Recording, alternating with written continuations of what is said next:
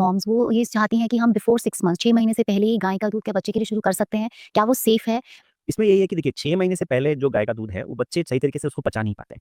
और किसी भी गाइडलाइंस में यही लिखा हुआ है कि 6 महीने के पहले गाय का दूध ना स्टार्ट करें। उसमें 2-3 चीज़ें होती हैं। एक तो गाय के दूध में जो प्रोटीन होता है, वो काफ़ी ज़्यादा मात्रा में होता है और वो टाइप ऑफ प्रोटीन भी केज़ीन ज़्यादा होता है। जैसे माँ के दूध में 60% व्हे प्रोटीन होता है, जो कि आसानी से पच जाता है और 40% केज़ीन होता है, जो थोड़ा पचने में डिफिकल्ट होता है। व्हेयरएज़ गाय के दूध में 80% केज़ीन और 20% व्हे होता है। तो केज़ीन की मात्रा डबल होती है कंपेयर टू माँ के दूध। तो केज़ीन पचता नहीं है, तो उससे बच्चों को प्रॉब्लम होती है। दूसरी चीज़ है कि प्रोटीन की जो मात्रा है, गाय के दूध में 3.3 ग्राम पर 100 ml होता है और व्हेयरएज़ माँ के दूध में समझ लीजिए कि वो 1 ग्राम होता है। तो जो प्रोटीन की मात्रा बहुत ज़्यादा होती है, ये बच्चे को पचता नहीं है आसानी से। दूसरी चीज़ है कि इसके अंदर आयरन की कमी होती है। जो गाय का दूध है, उसके अंदर आयरन की कमी होती है, विटामिन सी की कमी होती है और अर्ली स्टेज में देखा गया है कि रिसर्च में कि अगर 6 महीने से कम उम्र के बच्चों को हम गाय का दूध शुरू कर रहे हैं, तो उसमें जिसको एक बीमारी का नाम है काउ मिल्क प्रोटीन एलर्जी, तो वो भी होने के चांसेस रहते हैं। तो ओवरऑल 6 महीने के पहले गाय का दूध स्टार्ट ना करें। अगर माँ का दूध कम आ रहा है, तो इसका सिंपल सॉल्यूशन यही है कि आप पहले देख लो कि माँ का ओवरऑल हेल्थ का क्या है, उनका हाइड्रेशन ठीक है कि नहीं, उनको सही मात्रा में रेस्ट मिल रही है कि नहीं, खाना ठीक से खा रहे हैं कि नहीं। तरह-तरह के नेचुरल जो गैलेक्टोगोग सप्लीमेंट्स आते हैं, वो ले सकते हैं। नारियल का पानी, तिल का लड्डू, ये सब चीज़ें खा के देखें, थोड़ा-सा उसमें हेल्प मिलती है। इसके अलावा भी अगर आपको दूध नहीं आ रहा है, तो आप लैचिंग टेक्निक जो मैंने पहले भी बताया बहुत इंपॉर्टेंट है, क्योंकि मेजॉरिटी जो मिस्टेक 90% मदर्स की होती है, उनकी लैचिंग सही नहीं होती। बस बच्चा सक नहीं ठीक से करता तो मिल्क नहीं बनता।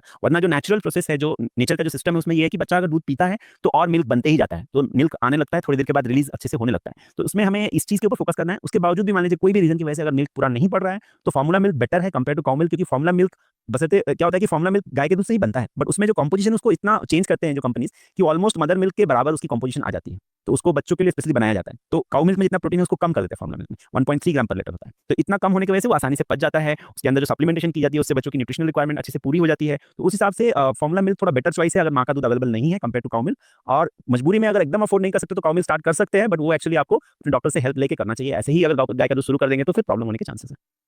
चलिए, अब आपको इस सवाल का बहुत अच्छे से जवाब मिला कि आपको काऊ का मिल्क करना चाहिए शुरू कि नहीं करना चाहिए। और अगर डॉक्टर मैं ऑन द होल देखूँ तो माँ का पोर्शन जो है वो बहुत ज़्यादा इंपॉर्टेंट है यहाँ पर फॉर ब्रेस्ट फीडिंग। अगर वो अपना अगर नहीं दूध आ रहा वो एक अलग बात है। अब क्योंकि पोर्शन की बात हो रही है तो वेट गेन की बात भी आती है और मैक्सिमम टाइम्स क्या होते हैं पेरेंट्स किसी भी उम्र में ये कहते हैं कि हमारे बच्चे का वेट नहीं बढ़ रहा है एंड स्पेशली न्यू बॉर्न जो बच्चे हैं उनकी मॉम ज़्यादा एक्साइटेड होती हैं, एंग्शियस होती हैं अगर वेट गेन नहीं विजिबल हो। सो इसके लिए हम क्या उनको टिप्स दे सकते हैं? देखिए, वेट गेन को पहले तो समझना पड़ेगा कि बच्चे की वेट गेन की पैटर्न क्या है। जनरली जो न्यूबॉर्न बेबी होती है इंडिया में, उनका वेट गेन, उनका जो वेट है बर्थ के टाइम पे 2.5 केजी होता है। 2.5 केजी से 3 साढ़े 3 किलो का बच्चा इंडिया में जनरली होता है और उसके बाद फर्स्ट जो 6 मंथ में है, बच्चा हर दिन 20 से 30 ग्राम वेट गेन करता है। In a week 150 to 200 grams और in a month that translate to 600 to 900 grams weight gain कर रहा है। तो अगर इतना वेट गेन आपके बच्चे का हो रहा है, अगर टर्म बेबी है, मतलब डेट के आस-पास हुआ है, प्रीटर्म बेबी, इमैच्योर बेबी नहीं है, तो फिर आपको ज़्यादा चिंता करने की जरूरत नहीं है। हर बेबी का वेट एक जैसा नहीं होता। बच्चों की जो वेट होती है वो एक रेंज में चलती है और उसको भी हम एक रेंज में ही क्वालीफाई करते हैं। उस रेंज के अंदर अगर बच्चा ग्रो कर रहा है, तो ठीक है। उसके लिए आपको करना ये होता है कि जैसे जब बच्चे का जन्म हुआ तो वैक्सीन लगती है। फिर 6 वीक्स में, 10 वीक्स और 14 वीक्स में या तो आप गवर्नमेंट में ले रहे हो या प्राइवेट में ले रहे हो। जब भी आप वैक्सीनेशन कराने जाते हो, तो वहाँ पर जो भी डॉक्टर है या हेल्थ केयर नर्स है, उनसे वेट चेक करा के आप उसको मेजर करके लिख सकते हैं और फिर आप देख सकते हो कि मंथली बच्चे का कितना वेट बढ़ रहा है। डेली उठ के बच्चे का वजन चेक करके परेशान होने की कोई जरूरत नहीं है। अगर बच्चे को सही मात्रा में दूध मिल रहा है, तो बच्चे का वेट बढ़ेगा। और दूध पूरा मिल रहा है कि नहीं कैसे पता चलता है? कि अगर बच्चा दिन में 6 से 8 बार पेशाब कर रहा है, 8 से 12 बार दूध पी रहा है, माँ का दूध ले रहा है, दूध पीने के बाद बच्चा सेटिस्फाइड है, सो रहा है, ओवरऑल बच्चे का जो हेल्थ है वो ठीक तरह से जा रहा है, तो बच्चा वेट गेन करेगा। वेट गेन को लेकर बहुत ज़्यादा ऑब्सेस नहीं होना है। सही चीज़ें करनी है, उससे ऑटोमेटिकली रिजल्ट सही आएगा। तो मतलब आप सही चीज़ों की तरफ चलिए, खुद को ज़्यादा कन्फ्यूज़ मत करिए, कहने का मतलब ये है सिंपल वर्ड्स में।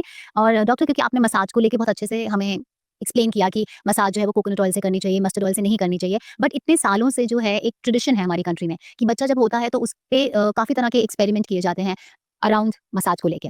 अगर हम कहीं की जगह लिखा गया मसाज बिल्कुल नहीं करनी चाहिए, कहीं-कहीं जगह बोला जाता है कि नहीं मसाज करनी चाहिए। सो इस पे अगर आप थोड़ी-सी प्रॉपर क्लैरिटी हमें और दे सकें, ताकि ये जो न्यू मॉम्स हैं, ये अगर इंडिपेंडेंटली भी रह रही हैं, तो इनके पास एक क्लैरिटी हो कि मसाज करनी चाहिए कि नहीं करनी चाहिए। देखिए, मसाज करना ये एक चॉइस है। करने से कुछ फ़ायदे होते हैं, पहले वो फ़ायदे समझ लेते हैं, फिर उसके बाद क्या-क्या प्रिकॉशंस रखने हैं वो समझना पड़ेगा। तो फ़ायदा ये है मसाज करने का कि जो पैरेंट या फिर जो केयरगिवर उसको बच्चे को मसाज दे रहा है, तो बच्चे को केयर्ड फ़ील होता है। बच्चे को लग रहा है कि कोई मुझ पे ध्यान दे रहा है, मेरी केयर कर रहा है, तो वो बॉन्डिंग होती है, इमोशनल बॉन्डिंग होती है, बच्चे को सिक्योर फ़ील होता है। बच्चे को गैस की प्रॉब्लम कम होती है अगर आप अच्छे से मसाज करते हो। मैंने बताया 2 टेक्निक की, आप कोलिक मसाज जो सर्कुलर मोशन में है और ये जो साइक्लिंग मोशन पवन मुक्तासन जिसको बोलते हैं हिंदी में, ये करना बहुत अच्छा होता है। बच्चे की गैस की प्रॉब्लम थोड़ी कम होती है। अगर आप मसाज ऑयल से, अच्छी ऑयल से कर रहे हो, जैसे मैंने बताया कि कोकोनट ऑयल से करें या फिर मॉइस्चराइज़र की मदद से मसाज कर रहे हैं, तो स्किन जो है वो हेल्दी रहती है, स्किन की सर्कुलेशन और मॉइस्चर प्रिजर्व होती है। ये सारी चीज़ें और डेवलपमेंट में मगर मसाज ऐसा नहीं कि आपको टेक्निकली सिर्फ बच्चे के मसाज ही करना है। उस समय पे आप बच्चे के साथ बातें करो, उसको लोरी सुनाओ, उसको कुछ आप क्यूज़ दो, बातें करते रहो, आप अपनी इमोशंस को बच्चे से एक्सप्रेस करो। तो बच्चा वो आपकी आवाज़ को सुनेगा, रिकॉग्नाइज़ करेगा, उसके अंदर ब्रेन के अंदर डेवलपमेंट में भी मदद मिलती है। तो ये सब फायदे हो गए। अब है कि अगर हम मसाज को गलत टेक्निक से करते हैं या फिर ये सोचते हैं कि हम बच्चे की हाथ-पैर मरोड़ के, उसको पैर से लटका के, हाथ से लटका के अगर मसाज करेंगे, तो बच्चे की हड्डियाँ मजबूत हो जाएँगी, ऐसा नहीं होता है। हड्डियाँ मजबूत उन चीज़ों से नहीं होती हैं, उससे जो बताया ये सब फायदे होते हैं। तो कभी भी ज़ोर-ज़ोर से टेढ़ा-मेढ़ा करके मसाज नहीं करना है। जहाँ तक हो सके अगर दाई से मसाज ना कराएँ तो बेटर है, क्योंकि वो दाई अपने पुराने तरीके से कैसे मरोड़ के करेगी, आपको पता नहीं चलेगा, बच्चे के जो ऑर्गन्स ऑर्गन्स है, हाथ पैर है, बहुत नाजुक होते हैं, वो मुड़ जाएंगे, फिर बच्चे को दिक्कत हो सकती है। खुद से घर के लोग मसाज करें, जरूरी नहीं कि माँ मसाज करे, उसके पिता फादर भी कर सकते हैं, पिताजी भी कर सकते हैं, दादी नानी जो भी रिलेटिव्स हैं वो अगर मसाज करे तो बच्चे को केयर मिल जाएगा। मसाज ऑयल को लेकर बहुत प्रॉब्लम्स है इंडिया में। सरसों का तेल मसाज करते हैं, उसके अंदर लहसुन डाल देते हैं, क्या क्या डाल देते हैं और उससे मसाज करते हैं। बच्चों की जो स्किन है ना बहुत सेंसिटिव होती है अडल्ट्स की कंपैरिजन में, और वो तुरंत रिएक्ट करती है कोई भी हार्श केमिकल अगर उसके स्किन के टच में आ जाए। तो इसलिए कोकोनट ऑयल हर सीजन में बेस्ट है मेरे हिसाब से। मैं समझता हूँ गर्मियों में भी आप कोकोनट ऑयल से मसाज करो, और सर्दियों में भी कोकोनट ऑयल को थोड़ा सा हल्का गर्म कर लीजिए, धूप में रख के गर्म कर लीजिए, या फिर थोड़ा सा गर्म करके अगर सर्दियों में भी आप कोकोनट ऑयल से मसाज करते हो तो बच्चे की स्किन हेल्दी रहेगी, ओवरऑल उसकी मॉइस्चर अच्छी रहेगी, कोई रैश वगैरह नहीं आएगा। इसके अलावा जो रिकमेंडेशन है स्टैंडर्ड, उसमें सनफ्लावर और सैफलर ऑयल की बात है, और वो मिलता नहीं है उतना आसानी से। Coconut oil all over India available है। मस्टर्ड ऑयल की प्रॉब्लम ये है कि मस्टर्ड ऑयल जो है बहुत हार्श होता है, उससे इरिटेशन होती है, स्किन में रैश होती है, एलर्जी की प्रॉब्लम होती है। इसी तरह से ऑलिव ऑयल का भी बहुत चलन है, बट ऑलिव ऑयल से भी बच्चों की मसाज नहीं करनी चाहिए। उसके अंदर ऑलिक एसिड होता है जो स्किन बैरियर को डिस्टर्ब कर देता है, जो स्किन की जो नॉर्मल जो उसकी मॉइस्चर है या जो उसकी स्ट्रेंथ है उसको तोड़ देता है, और फिर स्किन रिएक्ट करना शुरू करती है। तो इन चीज़ों से नहीं करना है, घी से भी नहीं करना है। कई लोग घी लगाते हैं, कि कई लोग दूध लगा के मसाज करते हैं, इन सब चीज़ों से बच्चों को मसाज नहीं